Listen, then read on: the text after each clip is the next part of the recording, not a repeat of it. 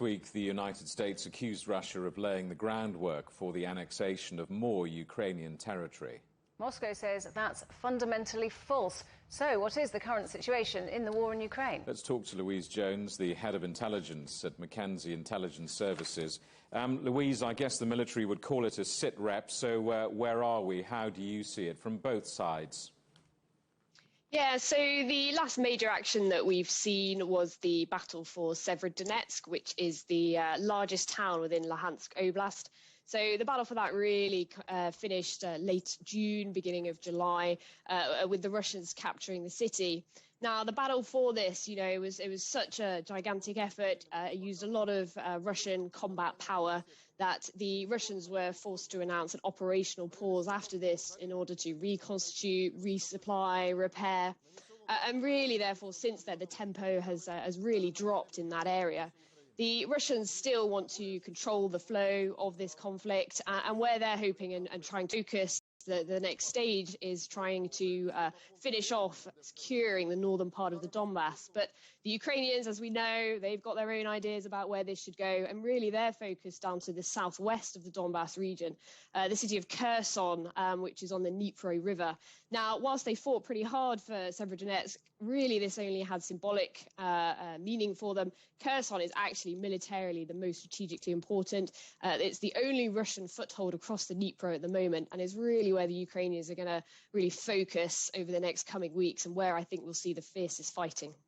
The head of British intelligence, the head of MI6, Richard Moore, has given a rare interview where he spoke about the exhaustion of the Russian military and a window of opportunity, perhaps, for Ukraine. What is the significance of that rare and public intervention? Yeah, so I think this marks a new policy by MI6 to try and be slightly more vocal in the public sphere. It will obviously have been calculated to help put pressure and influence the international opinion on how this is going. That being said, what he's saying, I think I concur with. The Russians have sustained very heavy casualties. I think it's not unrealistic to say that they've lost up to 60,000 dead and injured and unable to take part in further action. So really, I think we're at this stage now where the Russians are having to reconstitute and repair with very little that they'll be able to do to get fresh forces fully trained and fully equipped back into the battle. To what extent has the arrival of US-supplied high-mobility artillery rocket systems, which were requested, and other heavy weaponry, altered the course of the fighting? So, yeah, these have come at an excellent time, and really they're a very powerful piece of equipment. So what's really key is, first off, they've got a very long range, up to 70 kilometers.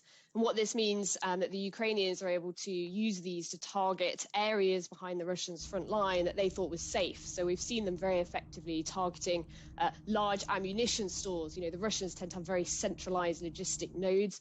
This means that they are, easy targets if you've got those long-range HIMARS. The other aspect of HIMARS is that they've proved very effective at evading Russian air defense systems. They fly very fast and very low, which means that the time of the Russian systems to be able to detect is just not long enough. What this means, therefore, as well, is that the Ukrainians, their older Soviet-era rocket launchers, which previously they were having to be really careful about how they use them because they were so precious, now they're not as key. The Ukrainians can take slightly higher risks, and that's paying off for them as well. How much has the Russian strategy changed throughout all these months, and what is the significance of that change?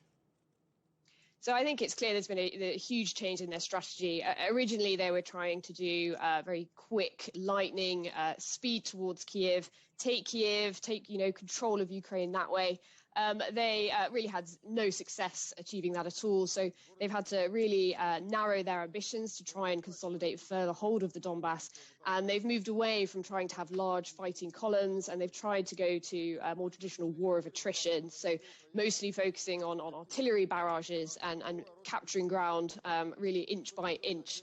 And then we've also seen how they're having to be affected by some of these strikes that we've seen from the Ukrainians, is that We're seeing fewer and fewer really coordinated operations by the Russians at the higher division level. They've been forced to start using more battalion and company-sized attacks, so much smaller in size, much less coordinated. And can we say, after all these months now, how much longer is this going to go on for? I think we're still looking at a time frame of months, if not years. Currently, I think the Ukrainians have got a much more optimistic, I think, about the second phase of this war. Western-supplied kit and equipment is still coming in. They're being trained up to use some of this heavy equipment. So they've really, I think, going to be able to bring on quite a good second wave, if you like, as we move through to the autumn. There'll always be a pause over winter.